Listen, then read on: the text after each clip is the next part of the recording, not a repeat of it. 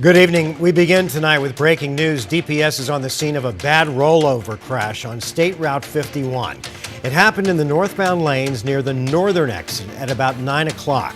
This was the scene when first responders started to arrive. Details are fairly limited, but officials say that multiple vehicles were involved. Now let's give you a live look at the scene. The freeway, for the most part, has reopened, but troopers are still on the scene blocking the on-ramp from Northern as they continue their investigation.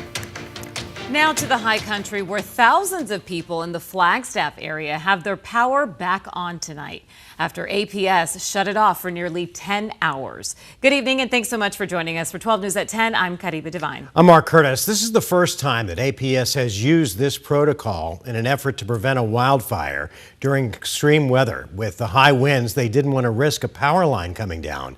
And if wildfire risks return, it likely won't be the last. 12 News journalist Maria Stobbs is in Flagstaff tonight with more. APS has had this tool in its wildfire mitigation toolbox since 2024, but this marks the first time they've used it in the Flagstaff area, shutting down power for more than 5,000 customers for hours, all to stop a wildfire before it even starts. We want to be very surgical and data-driven when we utilize this.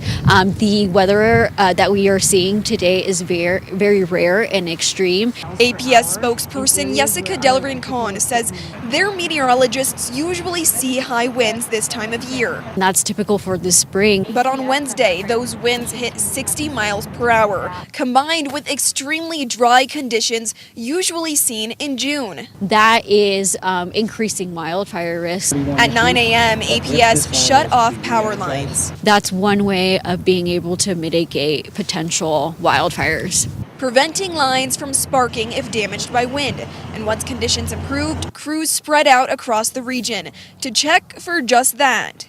We had line workers and bucket trucks available to do inspections from Flagstaff all the way to the Grand Canyon. They even used helicopters and drones to reach areas too steep or dangerous for crews to hike. The drone flew 31 poles in this area, particularly the poles that went up the face of the mountain. It was a 2,500 foot climb that the drone had to make.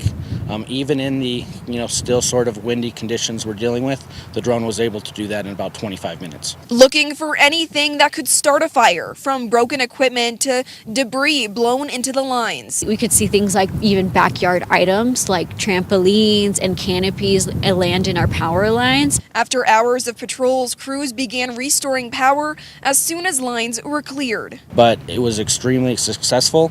We're getting the power back on. The grid has been able to withstand these very complex and severe weather conditions, and it's been pretty smooth. APS says this kind of shutoff is a last resort, but they could use it again if extreme wildfire conditions return.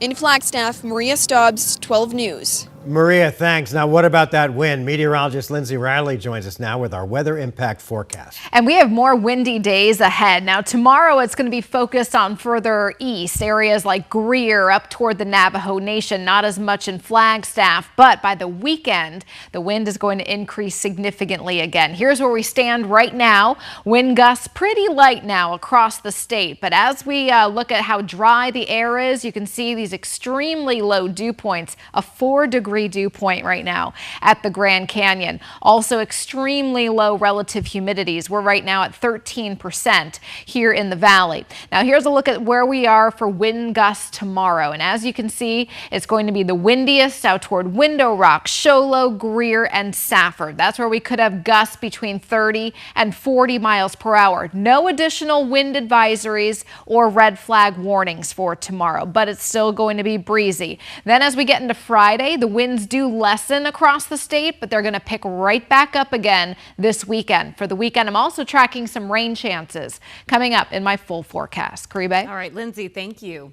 Tonight, Mesa police are asking for the public's help in finding a 17-year-old who's been missing since Monday. Aurelia Thibodeau was last seen on foot in the area of Higley and University in Mesa. She was last seen wearing a gray tank top, navy blue sweatpants, and a gray sweatshirt. Police say that she has a medical condition that can cause her to become easily confused. If you have any information, you're asked to call the Mesa Police Department. An arson investigation is underway in South Phoenix after a playground went up in flames. Firefighters responded to Nevitt Park near 48th Street and Baseline last night and found the playground had been heavily damaged. No one was hurt, but officials are now trying to figure out how the fire started and who was responsible. A new report says hundreds of hospitals across the country are at risk of closing or cutting services, and 8 of those hospitals are in Arizona. A group called Public Citizen says this all comes down to low profits and massive cuts to federal funding. Some of the hospitals on the list include Valleywise Health and Honor Health Tempe Medical Center. It comes as federal legislation cuts billions of dollars in Medicaid funding over the next decade. Several hospitals rely heavily on government programs to stay afloat. 12 News has reached out to all of the hospitals. So far, we've only heard back from Honor Health. They tell us they're currently developing a plan on how this legislation will impact their services. Tonight, we're hearing from residents of a mobile home park in Scottsdale who've been in limbo now for months. Residents of Shadow Mountain Village are being told that they have to move out due to the park closing. However, several that we spoke with say that it's unclear when they need to leave. 12 News journalist Tiani Jadalang spoke with residents and shares how they're managing both moving and the ongoing issues with water. According to documents residents shared with us, they were first notified back in September of 2024. But major issues with water and the exact move-out date only started within this last year. We had something taped to our door on April 14th saying we had 2 weeks to get out. That's what Beth Schroeder, a resident at the Shadow Mountain Village mobile home park, tells us happened just under a week ago. She says according to documents that were given to neighbors by management, they expected to have more time to either pack up their trailer home and relocate or abandon their home. They had told us, well, it'll be 5 to 6 months before that date because they would have to, flatten it and get the land all prepared for new rezoning or whatever they're planning on doing with this land. This is the first letter neighbors received. It states the land use of the mobile home rental space will be changed effective on May 1st of 2026. A year later, neighbors received another document, this time stating that lease termination date for all mobile homes was on May 31st of this year. But it was this third document that confused residents the most. We also had until May 31st to move out. And then this letter showed up on our door. So that's what we were all anticipating.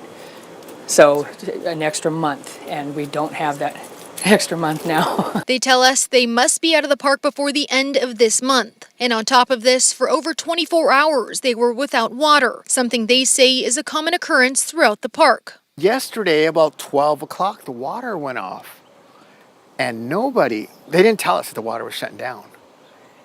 The whole day went, no water, no notice or anything like that. Johnny Sains has lived in the park for 8 years, but says this was the conversation a neighbor had with management. And he asked them, hey, where did we go to the bathroom at?